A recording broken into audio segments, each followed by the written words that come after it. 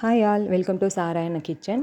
இதில் பார்த்திங்கன்னா இப்போ நம்ம பார்த்துட்ருக்கிறது இந்த வீடியோவில் ஜப்பான் சிக்கன், அதாவது சிக்கன்லேயே நம்ம ஏகப்பட்ட வெரைட்டி பண்ணுவோம். இதில் பார்த்திங்கன்னா ஜப்பான் சிக்கன் அப்படின்ற ஒரு ரெசிபி தான் இந்த வீடியோவில் பார்க்க போகிறீங்க. என்னோடய சேனலை இப்போ தான் ஃபர்ஸ்ட் டைம் பார்க்குறீங்கன்னா மறக்காமல் சப்ஸ்கிரைப் பண்ணிக்கோங்க. பக்கத்தில் இருக்க பெல் ஐக்கானையும் ப்ரெஸ் பண்ணிக்கோங்க. இப்போ தான் என்னோடய வீடியோஸ் உங்களுக்கு நோட்டிஃபிகேஷனில் வரும். ஸோ வாங்க வீடியோக்குள்ளே போகலாம். இது எப்படி பண்ணலாம் அப்படின்றத உங்களுக்கு நான் சொல்கிறேன்.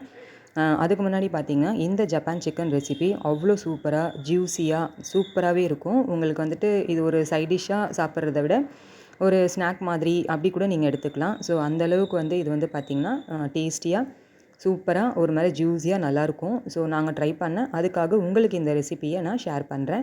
எப்படி பண்ணலாம் அப்படின்றத உங்களுக்கு நான் ஃபுல் அண்ட் ஃபுல் சொல்கிறேன். ஸோ வீடியோ ஸ்கிப் பண்ணாமல் பாருங்கள். இதுக்கு பார்த்திங்கன்னா போன்லெஸ் சிக்கன் தான் நீங்கள் எடுத்துக்கணும். சும்மா ஒரு 250 கிராம் அந்த அளவுக்கு நான் எடுத்திருக்கேன். இதை ஃபஸ்ட்டு ட்ரை பண்ணலாம் அப்படின்னு சொல்லிட்டு. ஸோ இதுக்கு பார்த்திங்கன்னா ஒரு மிக்சிங் பவுலில் ஒரு 3 to 4 ஸ்பூன் அளவுக்கு மைதா ஆட் பண்ணிக்கோங்க.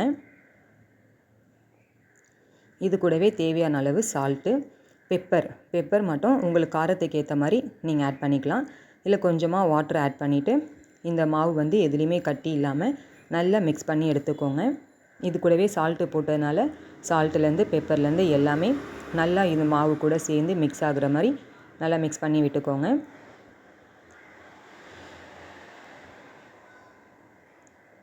இது கூட நம்ம க்ளீன் பண்ணி வச்ச அந்த சிக்கனை ஆட் பண்ண போகிறோம். இதுக்கு பார்த்திங்கன்னா ரொம்ப குட்டி குட்டி பீஸாக போடாமல் ரொம்ப பெருசாக போடாமல் மீடியமான சைஸாக எல்லாமே கட் பண்ணி எடுத்துக்கோங்க. ஸோ நல்லா வாஷ் பண்ணிவிட்டு மஞ்சள் போட்டு நல்லா க்ளீன் பண்ணி வாஷ் பண்ண இந்த சிக்கனை இதுக்குள்ளே நம்ம ஊற வைக்க போகிறோம். ஸோ நல்லா டிப் பண்ணிக்கோங்க. நான் போட்டிருக்க இந்த குவான்டிட்டி உங்களுக்கு கரெக்டாக இருக்கும். ஸோ எங்கே மிச்சம் ஆகாமல் இல்லைனா பத்தாமல் செய்யாமல் அந்த மாதிரி உங்களுக்கு கரெக்டான கன்சிஸ்டன்சியில் உங்களுக்கு கரெக்டாக எல்லாமே கிடைக்கும். ஸ்ட்ரக்சரும் பார்த்திங்கன்னா அவ்வளோ பர்ஃபெக்டாக வரும். ஸோ இதில் பார்த்திங்கன்னா இந்த அளவுக்கு ஊற விடணும். நல்லா டிப் பண்ணுங்கள் ஃபுல்லாக அந்த மாவு கூட. இப்போ இதை பார்த்திங்கன்னா நம்ம கீழே ஃப்ரிட்ஜில், அதாவது ஃப்ரீசரில் வச்சிடாதீங்க. கீழே ஃப்ரிட்ஜில் கொஞ்சம் நேரம் ஒரு 1/2 hour அந்த மாதிரி வச்சிங்க அப்படின்னா ஃபஸ்ட்டு பார்க்கும்போது இப்படி தண்ணியாக இருந்தது. இப்போ பார்த்திங்கன்னா நல்லா இவ்வளோ திக்காக அப்சர்வ் ஆகிருக்கு. இப்போ அந்த ஸ்டேஜில் இருக்கும்போது தான் எடுத்துகிட்டு நீங்கள் என்ன பண்ணணும், ஆயிலில் இந்த மாதிரி போட்டு ஃப்ரை பண்ணி ஃபஸ்ட்டு எடுத்துடுங்க.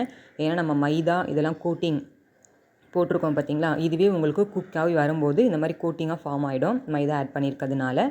ஸோ கொஞ்சம் கோல்டன் ப்ரௌன் வர வரைக்கும் ரொம்ப லோவில் வைக்காமல் ரொம்ப ஹையில் வைக்காமல் மீடியம் ஃப்ளேமில் வச்சு இந்த மாதிரி ஃப்ரை பண்ணி எடுங்க.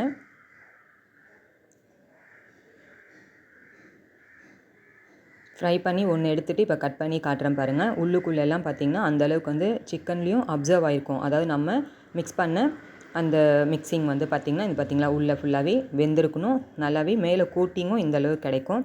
ஸோ எல்லாத்தையுமே இதை ஃபஸ்ட்டு ஃப்ரை பண்ணி எடுத்துடுங்க. அடுத்த ப்ராசஸ் ஒன்று இருக்குது. இப்போ ஒரு சின்ன கடாய் எடுத்துக்கோங்க. அதில் கொஞ்சமாக நான் கீ ஆட் பண்ணியிருக்கேன். ஸோ ஃப்ளேவர் நல்லாயிருக்கும்னு சொல்லிவிட்டு இதில் பூண்டு பார்த்திங்கன்னா இந்த மாதிரி சின்ன சின்ன பல்லாக நறுக்கியிருக்கேன். ஒரு 7-8 பல் பூண்டு உங்களுக்கு எந்த அளவுக்கு ஃப்ளேவர் வேணுமோ அந்த அளவுக்கு நீங்கள் ஆட் பண்ணிக்கலாம். ஸோ குட்டி குட்டியாக சாப் பண்ணிக்கோங்க. இது கூடவே இந்த பூண்டுக்கு இதுக்கேற்ற அளவுக்கு சால்ட் ஆட் பண்ணிக்கோங்க. கொஞ்சமாக மஞ்சள் பொடி ஆட் பண்ணிக்கோங்க. ஏன்னா எப்போவுமே நம்ம சிக்கன் போடும்போது செய்யும்போது அதனுடைய வாசனை ஒரு மாதிரி நம்மளுக்கு இருக்கும் பார்த்திங்களா. ஸோ அதெல்லாம் மஞ்சள் லைட்டாக ஆட் பண்ணோன்னா நம்மளுக்கு அந்த வாடை எடுத்துடும். ஸோ லைட்டாக ஆட் பண்ணிவிட்டு இதில் பார்த்திங்கன்னா சில்லி நம்மளுக்கு 2 சில்லி நான் ஆட் பண்ணியிருக்கேன். இது கூடவே கேஷ்யூ நட் பார்த்திங்கன்னா இந்த மாதிரி ஒரு 10லேருந்து ஒரு 15 கேஷ்யூ நட் எடுத்திருக்கேன். இது எல்லாத்தையுமே கிரைண்ட் பண்ணிவிட்டு இப்போ பார்த்திங்கன்னா அந்த நம்ம கிண்டி, அதாவது மிளகா இதெல்லாம் போட்டு கிண்டி வச்சோம் பார்த்திங்களா, அந்த இது கூடவே இந்த சிக்கனை ஆட் பண்ணிடணும். கூடவே கொஞ்சமாக பால் ஆட் பண்ணணும். ஓகேங்களா, அது நான் ஸ்கிப் பண்ணிட்டேன், சாரிங்க, மறந்துட்டேன், அதில் எடுக்க முடியல. கொஞ்சமாக நீங்கள் பால் ஆட் பண்ணி இந்த அளவுக்கு நீங்கள் கிண்டி எடுத்துட்டிங்க அப்படின்னா ஒரு பவுலில் ட்ரான்ஸ்ஃபர் பண்ணிக்கோங்க. இதுதான் ஃபைனல். இதில் பார்த்திங்கன்னா ஃபுல்லாக ஜூஸியாக நல்லாவே தெரியும் உங்களுக்கு, ஃபுல்லாக மைதா கோட்டிங் மேலே ஜூஸியாக இருக்கும். ஸோ இதை ட்ரை பண்ணி பாருங்கள் ஃப்ரெண்ட்ஸ். தேங்க்ஸ் ஃபார் வாட்சிங்.